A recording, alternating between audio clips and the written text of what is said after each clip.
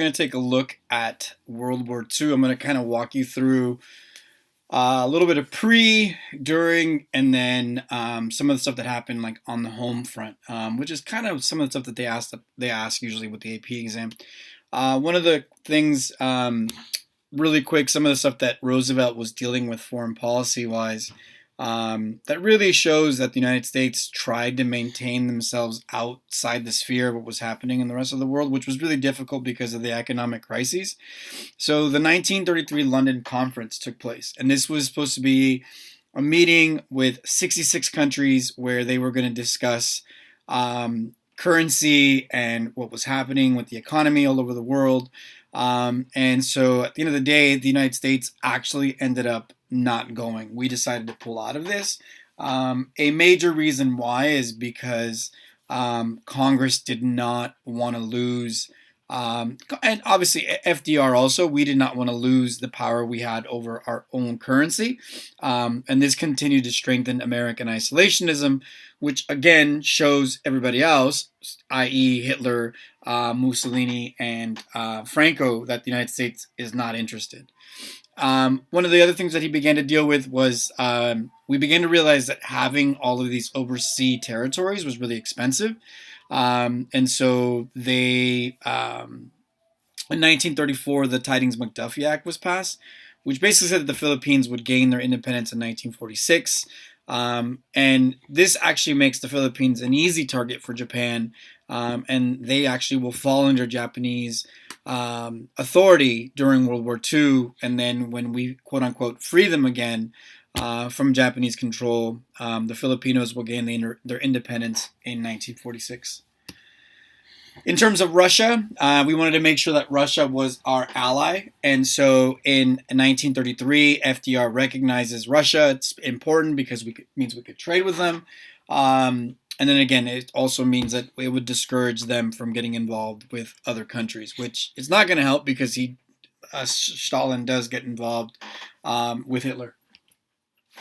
And then one of the things that we thought would actually help was, instead of having these tariff wars where, like, I'm going to raise my tariff, you're going to raise your tariff. In 1934, the reciprocal trade agreements were signed, and it's essentially a two-way street. So the United States essentially told other countries, hey, if you lower your tariffs, we'll lower ours. It makes it easier for us to be able to sell our stuff in each other's countries. It was, in a sense, a huge risk, but what wasn't working was the tariff wars that were going on. And then, of course, looking at some of the failures of World War I. So the Treaty of Versailles did little to help war-torn nations. What does that mean? It was supposed to be a treaty to make the world safe again, right? End, all wars. And instead, it ends up being a treaty of blaming, right? And so Germany is blamed. They're given a $33 million price tag on the war.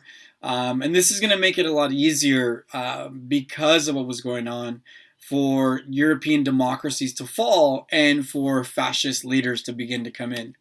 So post-World War I world paved way for the rise of these dictators. And again, I know that in Gold Day we talked a little bit about the word dictator, right? And carries this negative connotation. And for these men, it did, right? For these men, it's appropriate to say that they were, quote unquote, evil or bad dictators. So what is fascism, right? Fascism is essentially a political philosophy that places the importance of the nation above the individual. So you are willing to give up everything for the nation. That includes all your rights, no questions asked, right? In a sense, it's, a bunch of nationalism put in there too. And so then the easy way to remember what Nazism is, it's fascism. So everything that you see there plus racism, right?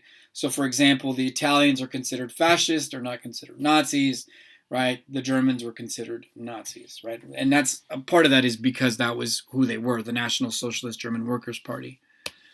So in Italy, this guy, right, comes to power. He fought in World War I. He also believed that Italy had been shortchanged at the Treaty of Versailles. Shocker, being that they switched sides in the middle of the war. He organized the Fascist Party in Italy. In 1922, he threatened to march on Rome. And then because of that, the Italian king appointed him prime minister.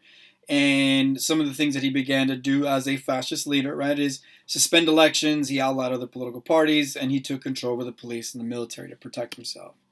And then, of course, this guy, right, born in Austria. So a lot of people are shocked to find this out, that he was not born in Germany. That does not mean that he was not German, because Austrians and Germans and some Czechs and people in just that whole area, they are, Germanic or descendants of the Germanic tribes. Enlisted in the German army during World War I, also outraged at Germany's outcome from the Treaty of Versailles. 1919, working for the government, where he was supposed to go sort of bar hopping and find out what political people were saying against the government and other things. He liked what he heard from the National Socialist German Workers' Party, so he joined them. And then in 1923, as one of the main leaders of the Nazis, they organized what is called the Beer Push, where they tried to overthrow the government in Munich. He is put in jail for this, and then it is while he is in jail that he writes Mein Kampf. And in Mein Kampf, he talks about Lebensraum, which is living space for all German people. And of course, he talks about the Untermann, or the unwanted people, right? So in Mein Kampf, he outlines essentially two wars: the war of the German soldiers, which was the war of land, and then the war of the SS, which was to eliminate all unwanted people. In 1933, the Nazi Party became the largest party in the German lawmaking body, right? Their Congress is called the Reichstag. And in 1935, they enacted the Nuremberg racial laws. And then he took control of the police and the military. So again, fascism plus racism with the Nuremberg laws, you have the growth of Nazism. Then Hitler saw expansion as a boost to nationalism, right? So he and Mussolini signed a treaty in 1936 called the Rome-Berlin Axis. And between 1935 and 1936, the United States, continuing its isolationism, signed a series of neutrality acts. We would not trade with belligerents, no loans to belligerents, no sailing on belligerent ships. And a belligerent is essentially a country that is at war with another country or with itself, right? So a civil war. So when Spain broke out in civil war in 1936, the United States, because of the Neutrality Acts, chose not to get involved. And so the United States not getting involved and Hitler and Mussolini deciding to get involved meant that the Spanish Republican or Democratic forces were going to lose to General Francisco Franco and the fascists in Spain. This is actually why my grandparents left, my mom's parents. So my mom's dad was born in Catalonia, right, which is where Barcelona is, and my grandmother was born in Andalusia, which is where Sevilla is. And fearing, because they were going to be, my grandmother, being that she had gypsy blood or some Romani blood, they were afraid of what was going to happen to people like them, because the Nazis were arresting gypsies, Roma, and also murdering them. And so they were afraid. My grandfather being Catalonian and having Catalonian and also some Basque blood, a little bit of sectionalism, right? So they decided to leave almost in 1941. So they stayed for a bit and then ended up leaving. There were Americans who decided, though, that they were going to volunteer to go fight, and they called themselves the Abraham Lincoln Brigade. And then this is one of my favorite paintings. It is called Guernica. It is a painting by Pablo Picasso, right, the famous Spanish painter. This painting is actually in Madrid, and there's also a copy of it in Miss Weather's room. But it is about the bombing of the town of Guernica by the German Luftwaffe. And when some Spanish soldiers asked Picasso, they said, "Oh man, you did this? Like, you painted this?" He said, "No, like, your allies, the Germans, like, you did this. Your war did this," right? So just really sad. So the United States will continue to not get involved, and so we continue with appeasement. But the appeasement is also going to be with Asia. For example, in 1931, Japan invaded Manchuria, which is this large area between Russia and China. And then in 1937, they fully invaded China. And then something important really happened. FDR issued this quarantine speech. And essentially, what he said was that the United States would not trade with Japan until they pulled out of China. So Japan saw this as an act of aggression by the United States because instead of just shutting up, Roosevelt spoke out, and so we're gonna kind of see the quarantine speech as kind of the beginning of the end of the quote unquote relationship with Japan. So in 1936, Hitler invaded what is called the Rhineland, which is an area kind of where Alsace and Lorraine is between Germany and France, and so he took that back. And then in 1938, in one day, he took Austria. And so then, as a result of this growth, there was a meeting that took place between the English, the Germans, the Italians, and the French, and they met in Munich, and they asked Hitler, like, what do you want? And he said, look, I just want to, because he had invaded an area called the Sudetenland. And the Sudetenland is an area of Czechoslovakia, which today, of course, is the Czech Republic and the Slovakian Republic, where a lot of German people live. So he invaded that. And so they asked him, they said, what do you want? He said, oh, I just wanted this area. I promise I'm done. So he signs this treaty, the Munich Agreement in 1938. And at the end of it, the Prime Minister of England, Neville Chamberlain, flies back to England. He shows, when he gets off of the plane, he shows the agreement to everybody, and he says, we have peace in our time. 6 months later, Hitler invades the rest of Czechoslovakia and takes it over. A newspaper asked Neville Chamberlain, they asked Hitler, like, hey, like, you signed that treaty, right? Like, what do you have to say about that? And Hitler said, oh, I just thought that Neville Chamberlain wanted my autograph. And that was just Hitler's arrogance. And then, surprisingly, shocking to everybody, in 1939, Hitler and Stalin signed a non-aggression pact. And what they basically said is that they would agree to not invade each other and that they would split Poland. So on September 1st, 1939, when Germany invaded Poland, or a western part of Poland, this began World War II because the English and the French will declare war on Germany because they had Poland's back. At this point, Hitler introduces his new tactic, which is the Blitzkrieg, which is basically sending everything you can into the battle and winning it quickly. The United States then, in 1939, passed a new Neutrality Act, which was called Cash and Carry. So the United States kind of changes a little bit of its isolationism, basically telling European countries, we will help you, but you need to pay for stuff in cash, right? Because we had debt and we had the Depression. And you also need to come over and pick up anything because we don't want our ship sunk. So you can see there, this is a Dr. Seuss political cartoon. Then, of course, between the fall of Poland and June of 1940, when France fell, Denmark fell, Norway fell, the Netherlands fell, and so did Belgium. So Hitler begins to increase his control over Europe, and then in June of 1940, France falls. So you can see there, right, this is a very famous picture of Hitler. There's also pictures of them marching underneath the Eiffel Tower, meaning that England was the only thing standing in the way of Hitler and conquering Europe.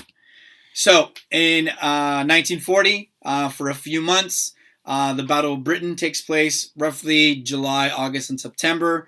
The Royal Air Force defended England from the German Luftwaffe, and this is where Sir Winston Churchill, the Lion of England, gives his very famous speech where he says, we shall fight them on the beach. We shall fight them on the beaches and in the hills and in the air. We will never surrender. And then the United States and England signed something called the Destroyer for Bases deal on September 2nd, 1940. 50 World War I destroyers, 8 valuable British bases in the Western Hemisphere were exchanged. And then House of Representatives Bill number 1776, because it stands for freedom, is known as the Lend-Lease Act. And so Roosevelt tells the American people, it is our job to become the great arsenal of democracy. So we lend $50 billion to the Allies to try to win the war. This, of course, is going to anger Hitler. Then Hitler shocks everybody and decides to break his non-aggression pact with the Russians because he wants the Russian oil fields in Crimea. And so on June 22nd, 1941, he launches Operation Barbarossa. And so he wants to get to Crimea and the Caspian Sea so that they can get all of the oil fields outside of what's called Stalingrad. And so, of course, this is going to bring Russia over to the other side, to our side. And then a meeting takes place in August of 1941 off the coast of Newfoundland. This is called the Atlantic Conference. The Atlantic Charter is signed. It was a secret meeting. We didn't find this out until after the war.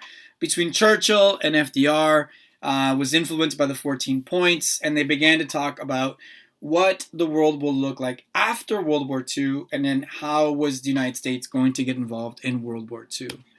And then a treaty is signed because of what's going on between Hitler, Mussolini, and of course the Japanese people. Emperor Hirohito and Prime Minister Tojo join the league with Hitler and Mussolini, and this becomes known as the Tripartite Treaty. And then, of course, Japan would not pull out of China. And if you ever get to read The Rape of Nanking, a lot is talked about in terms of what the Germans did to, of course, European people. Not a lot is necessarily talked about in terms of what the Japanese did to Chinese people and other Asian people. But if you ever get a chance to read the book The Rape of Nanking or watch the documentary, it's really, really sad. Americans broke code. The Japanese attack was going to occur. The Japanese had sent peace envoys and gave us medals. And then, of course, surprisingly, they attacked us on December 7th, 1941. And so the United States, right, Roosevelt says, December 7th, 1941, a day that will live in infamy, the Empire of Japan, right? And, of course, we declare war. And then, of course, Germany and Italy declare war on us. And so now we are fully engaged in World War II. So what does that mean, right? What that essentially means, right, is we had to begin to mobilize. So Americans wanted revenge on Japan. FDR registered American demands. We decided that Germany was going to be first. We needed to be able to get France and England to be able to help us and the Russians. So the use of American troops to hold back Japan. So could the U.S. mobilize in time? So millet production got us out of the Depression. Farmers began producing more food because of the war. And then, of course, we began to ration to make sure that the soldiers had stuff. Labor unions pledged not to strike during the war. 15 million men are going to participate in the war. 216,000 women eventually are also going to participate because Field Marshal George Marshall is going to convince Congress to allow women to participate, but of course in only auxiliary positions. And so the very first women's group was the Women's Army Auxiliary Corps. A lot of Mexicans began to also help. I'll talk about this a little bit more, not only in terms of manpower during the war, but also in terms of farming. And so a program was started with Mexico called the Bracero program, where we had Mexicans come over across the border to help work our fields. And because we wanted a lot of them to go back eventually, a few years after the war, we actually put together something called Operation Wetback, which was to get the Mexicans back into Mexico. And of course, to propaganda to get women to participate and help, right? We have Rosie the Riveter. We are going to have a second great migration of African Americans moving into the northern cities, but this time also into western cities. Places like Long Beach, right? Snoop Dogg. Places like Oakland, Richmond, Seattle, Portland. And that's why some of these cities have a large African American contingency also.